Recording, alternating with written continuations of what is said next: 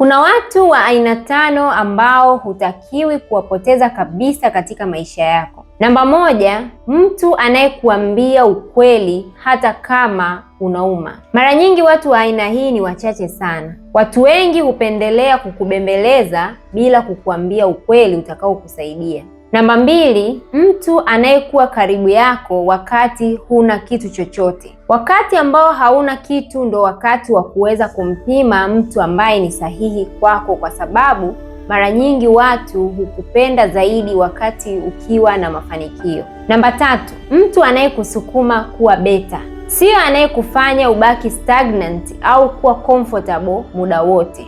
Namba 4, mtu mwenye loyalty ya kweli, mtu anayelinda jina lako sana sana pale ukiwa haupo.